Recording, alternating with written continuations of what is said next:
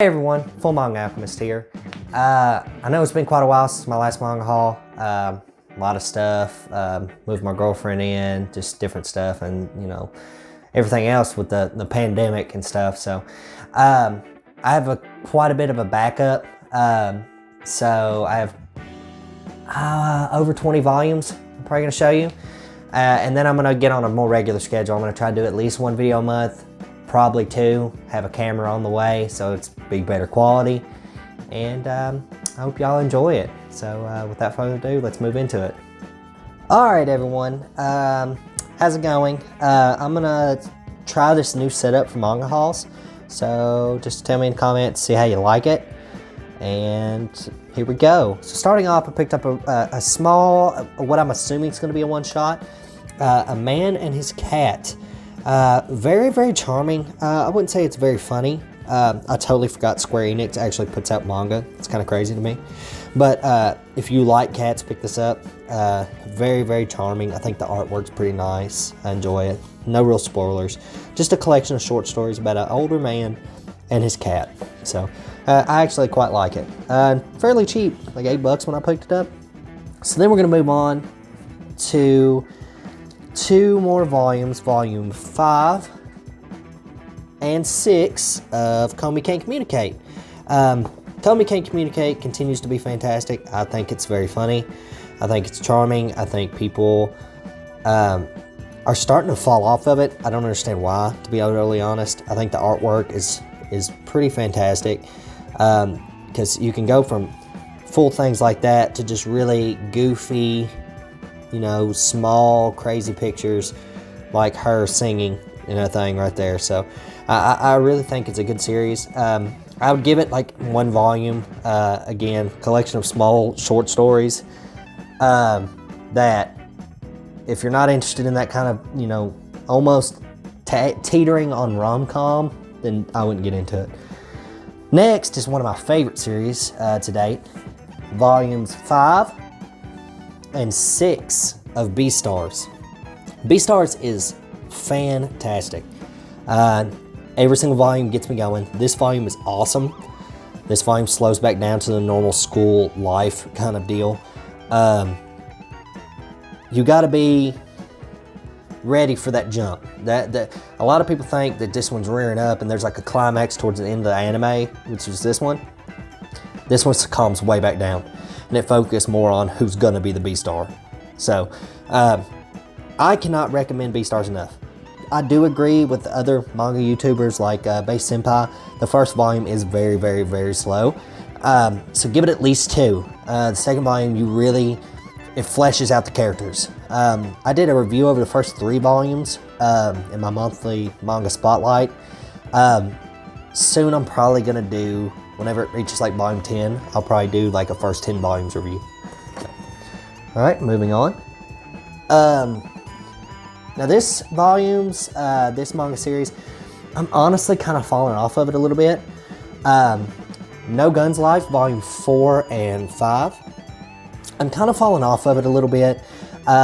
Not to say like the artwork's bad or the storytelling, it's just, I feel like it's a little all over the place. They keep going with the same, storyline on, the boy and what's going on with his company and all that. And they keep jumping away from it for what seems to be random purposes, random like monster of the week kind of situations. And I don't like that. I don't like that at all. But I think I'm going to give it one more volume and give it a shot. I do appreciate the signature edition, how thick they are. I really do, for the money. It's a big read for the $10. I appreciate that. But I think I'm only going to give that one more volume, and if it doesn't like wow me, I probably won't pick any more up. All right. So we got volume 6 of Gleipnir.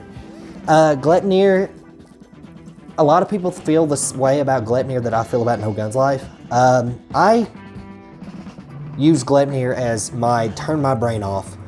I'm gonna have to like pull this up. I gotta be very careful with old Gleipnir here. There's definitely some not safe for work stuff.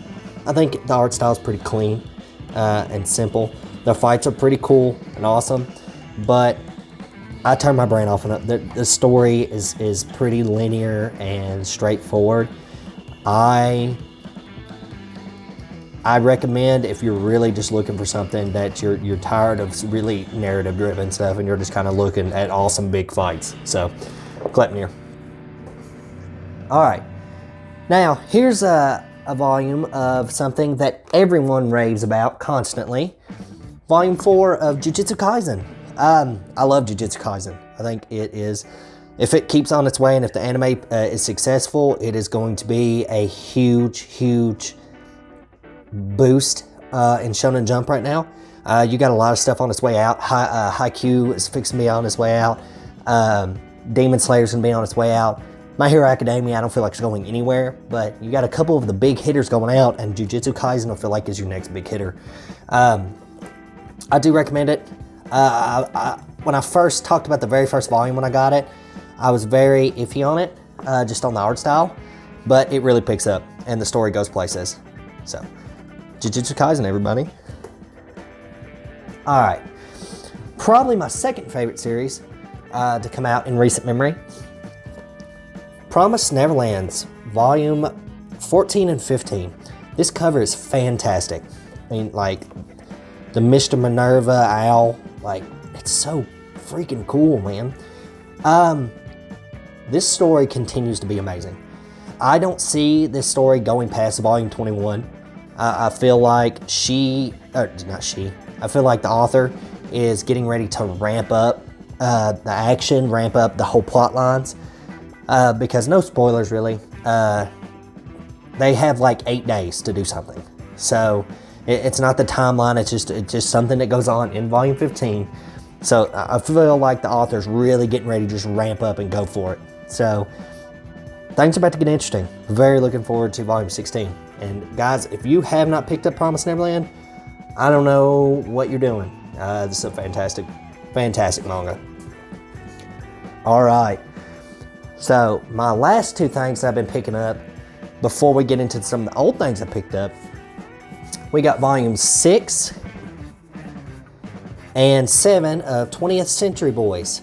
I'm continuing to just pick these up. I read the first omnibus. I like them. I haven't read any more. I'm gonna wait till it gets to about, I think there's 21 volumes in the original, in the running. So I'm gonna wait until they're finished. It should be around December. And then I'm just gonna binge them, and I'll probably do a big review or a big like thing on it because I absolutely love the first omnibus. So, 20th Century, fantastic editions, awesome, really good on you, Viz. All right, now we're gonna move into some of the older stuff. I have the complete set, volumes 1 and 2, H.P. Lovecraft's at the Mountains of Madness. Volumes 1 and 2. I just saw these on a deal on eBay, and people love them. Even people that, like I saw reviews, even people that don't read manga but love Lovecraft were picking it up just for the art and just the story around it. So that's going to be for a rainy day. And I really like the covers, just the golden grayish white. I really appreciate it. All right, now another good deal I found on eBay was volumes 1 through 5 of Black Torch, and I'm just going to kind of cycle these out. Black Torch, in my opinion, I've read all of it. I really like it. I think it's a very underrated shonen. I don't even know if I would consider it shonen. It is shonen, but it's almost a little bit more seinen. And it's very short. For people out there on a budget, and you want like a concise story, pick up Black Torch. It's volume 2. Pick up Black Torch. I think Black Torch is worth your time. I will be doing my next video. Will probably be a volume 3. Will probably be a total review of Black Torch, and what I think it's actually worth, as far as the story goes. But I really enjoyed it. It's got a good story. It's got good characters. I honestly wish it was longer. I don't know if it didn't get canceled because even the author was pretty consistent in what he wanted. So but it has a really good story, and that dude is a badass. So if you're on a budget and you want a complete total story in 5 volumes, it's a pretty good one. It's not gonna take up much shelf room, anything. All right, so for the last thing that I bought is the complete series of, and I got sold on it by a podcast that really talked about it. They talked about it on Let's Fight a Boss. It's an Irish podcast, it's pretty good. All the complete editions of The Flowers of Evil. It's volume 1, volume 2, volume 3, and volume 4. I cannot wait to dive into these. Considering it's only, they're 3-in-1s. I think the last one's a 2-in-1. Considering they are, you know, it's not a very long series. It's about 60 chapters. I could see me knocking it out in a day or two. It's people rant and rave about Oshimi as an author, as a mangaka, and yeah, and I just wanted to see, you know, what it was all about. But that's it for my June manga haul.